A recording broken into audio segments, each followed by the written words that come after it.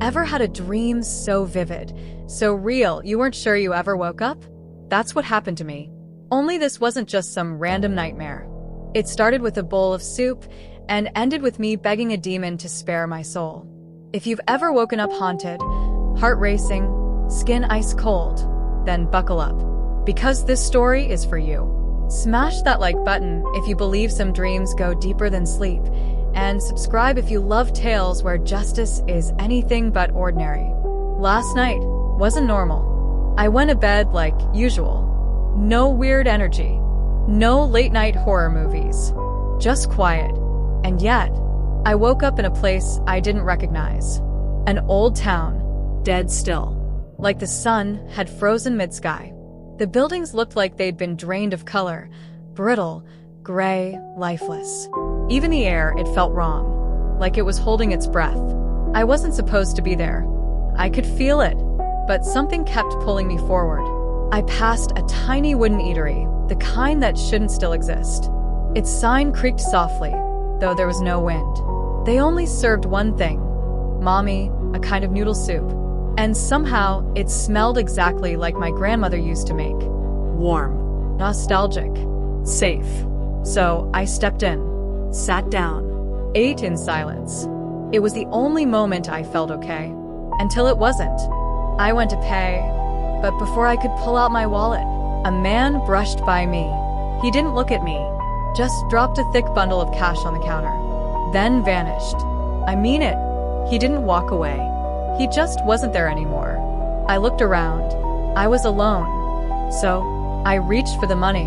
That's when I heard it. A voice right behind me. There's CCTV here. We could report you.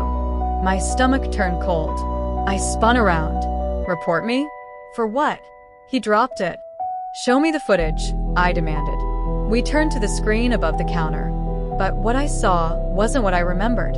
On the footage, the man didn't just drop the money. He lunged at me, tried to steal my bag. We struggled. His own bag tore open, cash spilling everywhere. Then, I scrambled for the money, like a vulture. And then, he blinked out of existence. No one else was in the room, but in the footage, dozens stormed in, fighting for the money. The cashier, a woman with flat, cold eyes, never blinked, just stared at me. I panicked. I don't know why. Please don't leak that footage. I'll give you 1,000. She smiled, but not kindly. Okay. I ran out, but something followed me. Laughter. Pull. Mocking. Not behind me. Inside me. I turned. Someone was watching the footage on their phone. She had leaked it. I stormed back in, trembling. Why did you leak it? That wasn't my fault. Everyone grabbed the money. He grabbed me first. The cashier didn't answer. A man stood behind her now. Didn't speak. Just glared.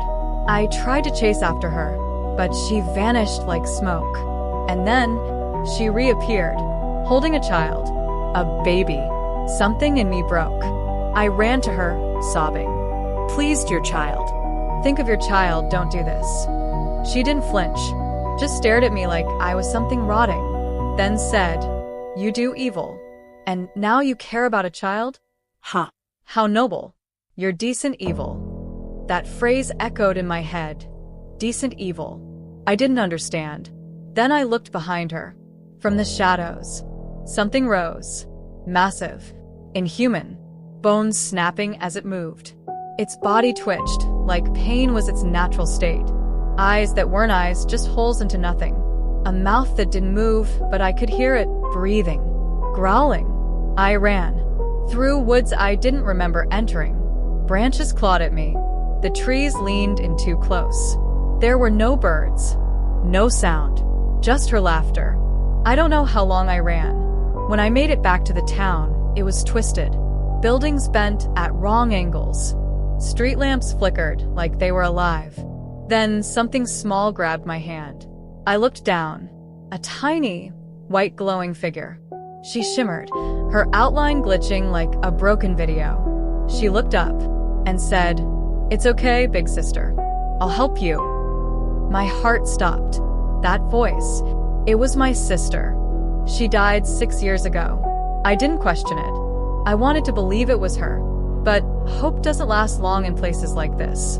They found me, the woman, the man, dragged me into a room or a void.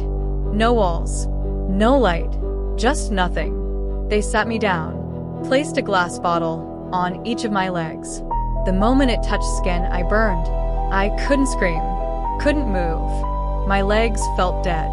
They chanted words I didn't understand. Despair. Hate. Despair.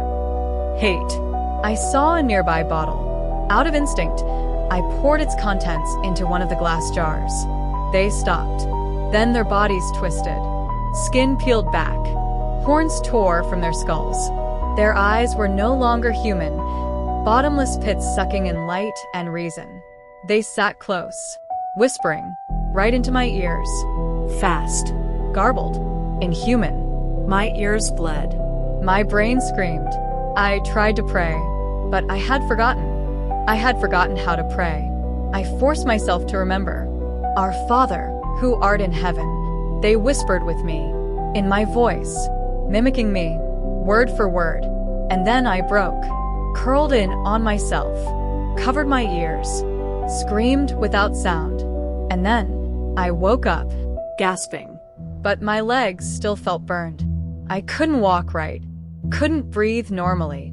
And every time I closed my eyes, I saw them, whispering, watching. Sometimes when the lights flicker, I still hear them. So I keep my eyes open. I distract myself. I pretend I escaped. But the truth is, I don't think I ever left that town. Here's the twist. They didn't drag me in because I was innocent. They dragged me in because I lied to myself. In real life, I did steal. I did lie. And I thought nobody saw. But they did. That town, that dream, it was never a dream. It was my trial, my punishment. And now, I carry it forever. Because revenge doesn't always look like justice. Sometimes it looks like a mirror. Sometimes we think we've gotten away with something. But our conscience, or something darker, keeps the score. Be careful what you bury, because in the wrong place, it might grow back twisted. If this story gave you chills, hit that like button and share your thoughts in the comments. Have you ever had a dream that felt too real to be fake? And if you're craving more stories where karma comes cloaked in darkness, make sure to subscribe. We've got more stories that will keep your eyes wide open.